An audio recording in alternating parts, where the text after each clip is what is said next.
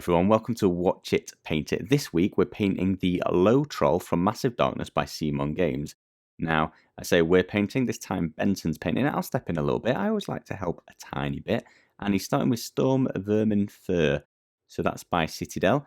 As normal, this video is one of Benson's, so it's brought to you mostly with Citadel paints. At the end, if you do enjoy this video, do big up Benson, leave him a thumbs up below. He loves being loved, so don't forget to do that. So Storm Vermin Fur there on the rock hammerhead of his massive hammer.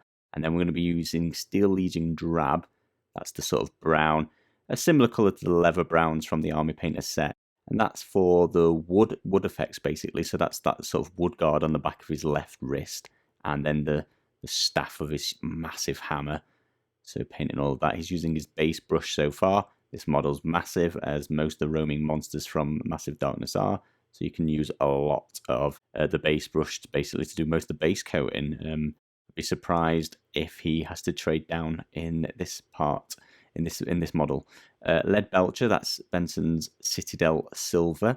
That's to paint in all the metal. I did notice artwork alert here that should be a sort of brass gold colour, so I've scolded Benson for that huge mistake, that blunder on his part. I still think this looks fantastic, by the way. At the end, I actually think it looks really, really good. It just doesn't match the artwork. So on that, on the holder for the hammerhead, you may want to use a brass colour if you have one. You also paint a little bit of metal on that wrist guard.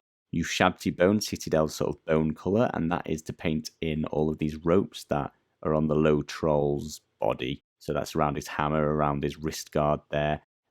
He's got a necklace with skulls on, so painting the necklace in the same colour as well, and get the skulls as well. It's a nice base for the skull. Talon Sand, that's a sandy yellowy brown, so similar to, I don't think Army Painter's got a similar colour to this. This is why I first started using Vallejo's, and for the larger choice of browns. So that's like the desert yellow from Vallejo's set. Agrox Earth Shade from Citadel, and that's going to be shading in all of those ropes that we just painted in previously, as well as the wood. So that's the staff of the hammer and that guard on his wrist, painting shading both of those. Also do the skulls. Agnes just popping by in the background there and getting shifted quite quickly. He's going to use Null Oil, that's the black shade, the darker shade by Citadel, and that's going to be to do the metalwork and that rock. He's also got a rock in his hand. Sorry, I was talking over the start of that, but he's holding a rock to beat people with as well in one of his hands. So that was Storm Vermin Fur at the beginning. Talon Sands back out, and that's to paint in his loincloth there,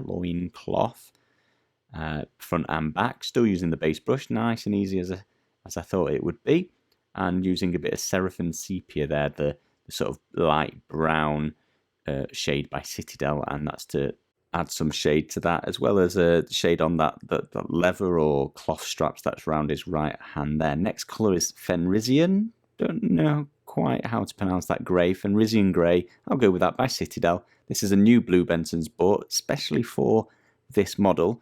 And this is to base his skin, so all the lower parts of his skin, before it gets to that bobbly, nasty looking bit of his skin. So it's going to be sort of his belly, the lower parts of his arms and his legs and his feet and his hands. Anywhere those nodules aren't, is for what this colour's for. So as I mentioned, Benson's bought this. He's bought a whole bunch of blues because we were sort of lacking these shades of blues. So Benson's been out, got a whole bunch of Citadel. So do please check out the Patreon if you get a chance.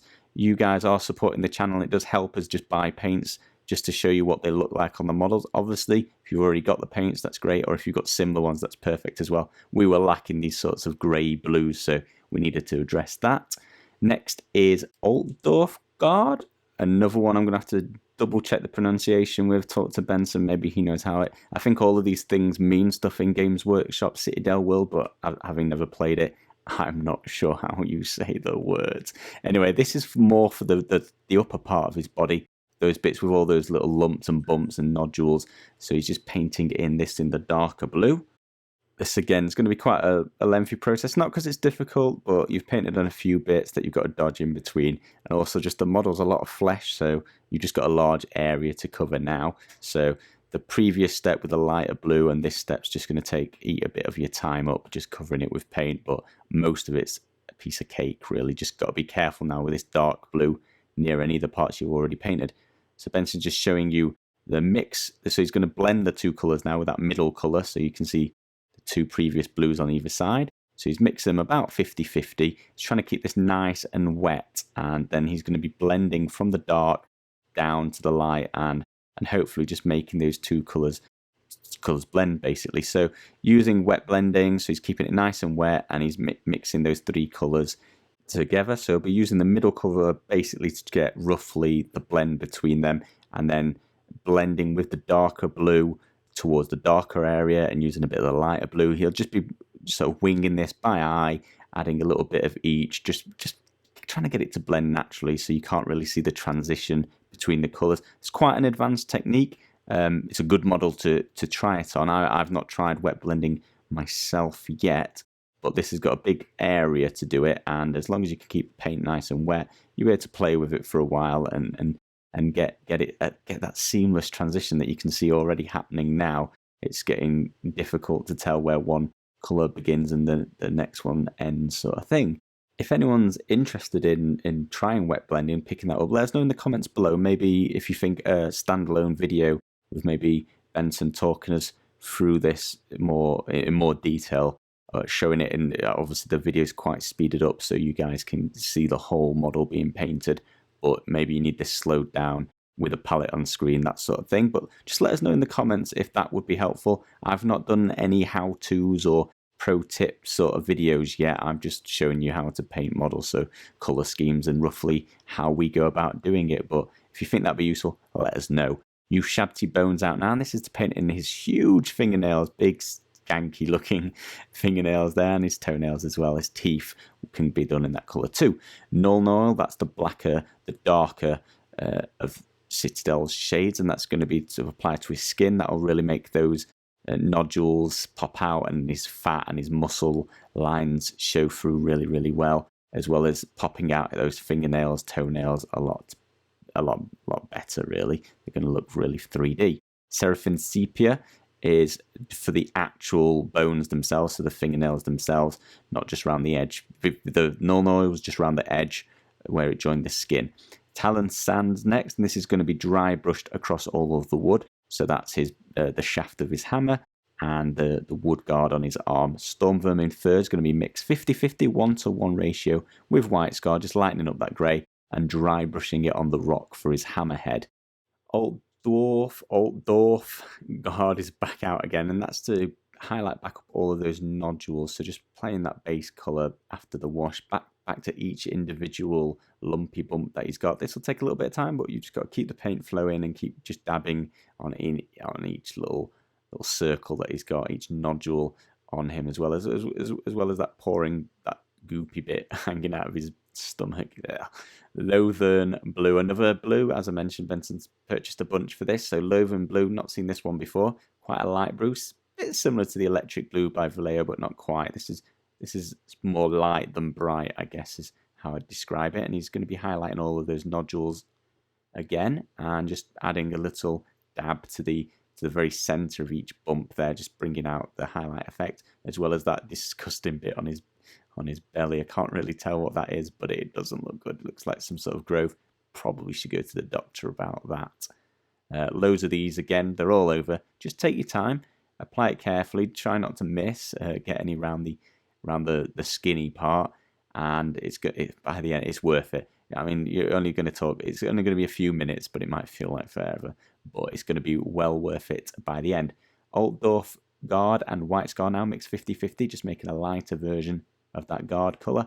And this is just to highlight his skin. So that's along sort of his eyebrows, well, where his eyebrows, his eye ridges, his nose, his chin, his kneecaps, all the usual places to highlight up that colour nicely.